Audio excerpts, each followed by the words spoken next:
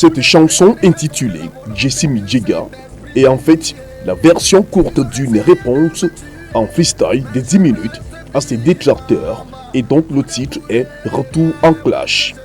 Il sort cette chanson où il s'autoproclame la page 8500 volts en novembre 2009, soit une semaine après sa sortie d'hôpital, auparavant interné à cause d'un accident de moto. À la fin du mois d'octobre, le deuxième en l'espace de quelques mois. Le 12 août dernier, DJ Arafat a fait pour la troisième fois un accident de moto. Et cette fois-ci, il ne s'en est pas sorti. En hommage à DJ Arafat, la légende du coupé décollé, nous vous le présentons en quelques lignes dans ce magazine qui lui est consacré. Merci à tout le monde. Ce prix, je l'offre à mon père qui n'est plus de ce monde aujourd'hui, que je demande à certaines personnes d'applaudir. DJ Arafat, de son vrai nom, Ange Didier Wong, parfois appelé Yorobo, commandant Zabra, commandant Barracuda, Sao Tao le dictateur, les Est d'Afrique, Thémistocle, Daishikan, et aussi surnommé le roi du coupé décalé, est né le 26 janvier 1986 à Yopougon de l'union de Tina Glamour, aussi appelée Tina Spencer, et de Pierre Wong. Sa mère est une artiste chanteuse très controversée.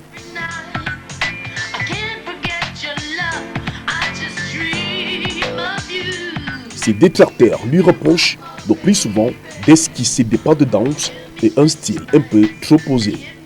Son père est un musicien et ingénieur de son. Quand on dit le papa de Yorobo, c'est ce monsieur ingénieur de son de Côte d'Ivoire, il s'appelle monsieur Wong Pierre. Je vous remercie très sincèrement de soutenir mon fils. Maman Tina Spencer. On ne regarde pas les phrases d'un artiste, on regarde le boulot. Le travail est bien fait. Merci. Sa mère, préoccupée par ses tournées, le jeune Didier était livré à lui-même, comme il avait dit dans une improvisation pendant un concert le 26 décembre 2014 au Palais de la Culture d'Abidjan. Ma maman avant était dans tous les mouvements de Bouchi. Ils ont dit ma maman était bandale, que c'était une pute. Lorsque je partais à l'école, on dit voici la fin de la pute là. J'ai donc décidé d'aller à l'école. Je me suis concentré sur la musique. Ça n'a pas été facile pour Ange Didier de se concentrer sur la musique à cause de son père, très sévère. Tous les jours, mon papa me frappait parce que je touchais aux instruments de musique. J'ai décidé de partir. Je ne me sentais pas aimé. C'est ainsi que je me suis retrouvé dans la rue. Dans la rue, son nouvel univers, le jeune Didier a dû affronter la rudesse des épreuves de la vie d'un enfant qui a fugué pour s'en sortir. Arrivé dans la rue, j'ai dormi sur les tables du marché. À force de faire ça, j'ai grandi mollo. Dès l'âge de 11 ans, il est en proie à la drogue et au banditisme de quartier. Ange Didier est d'ethnie guérie de son père et bêté de sa mère. Sa passion pour la musique est violente et il veut travailler avec les DJ. En ce moment, j'avais 12 ans et tous les DJ refusaient que je sois avec eux. J'ai galéré.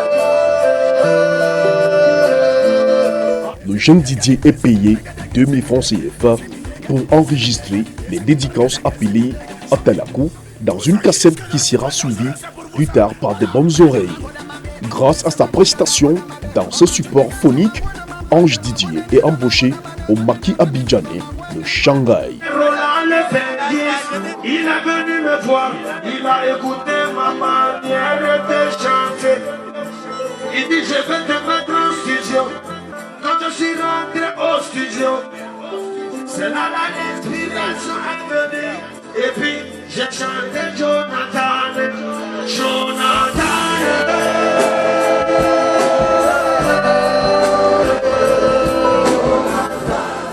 Hommage à Jonathan le révèle au grand public en 2003. Arafat, il doit ce nom de scène à ses amis libanais qui lui attribuaient le tempérament du dirigeant du Fatah. Sollicité en France grâce à cet album, le promoteur des spectacles et directeur de KD Productions, Quadio Désiré organise une tournée pour DJ Arafat pour 2 mois à Paris, puis il revient en Côte d'Ivoire. En 2005, il repart en France pour son second voyage organisé toujours par Désiré Quadio et décide de s'installer à Paris malgré l'expiration de son visa. Sans papier, il est arrêté par la police et passe un mois en centre de rétention administrative avant d'être rapatrié en Côte d'Ivoire. Entre-temps, il avait sorti un deuxième album intitulé Femme en 2005, puis un album en collaboration avec Mewe en 2006 et un single intitulé Abidjan Paris en duo avec Christy B en 2007. Des retours en Côte d'Ivoire, après 2 ans et demi d'absence sur la scène ivoirienne, il signe son retour en duo avec Des Bordeaux les Kunfa. Le chouchou du coupé décalé en 2008, depuis en duo avec Des Bordeaux les Kunfa, sort un nouvel opus qui promeut une nouvelle danse appelée le Pongor. Le concept et les singles qui s'ensuivent deviennent des succès sur le continent africain, du Gabon au Burkina Faso en passant par le Cameroun. Les tubes naissent dans un bref laps de temps. Ces tubes s'imposent très vite et arrivent en tête des classements ouest-africains. Entre-temps, il sort des freestyles ou encore des atalakou qui rencontrent un tel succès qu'après leur sortie, toutes les 10 minutes en moyenne, un média musical ou maquis les diffusait. Il est victime d'un accident de la route survenu dans la nuit, tôt le matin du 12 août 2019 à Abidjan. Sa moto a percuté une voiture conduite par une journaliste de Radio Côte d'Ivoire. DJ Arafat meurt des suites de ses blessures. Le 12 août 2019, aux environs de 8h GMT, laissant derrière lui 5 enfants, 3 fils et 2 filles, l'une d'elles encore nourrisson. DJ Arafat est officier de l'Ordre du Mérite culturel ivoirien. Le roi est mort, vive le roi, le président de la Chine populaire. Et un mot après les sessions photos de nos amis photographes. C'est important pour celui qui est le fils d'une légende et à qui on rend hommage, Wong Pierre.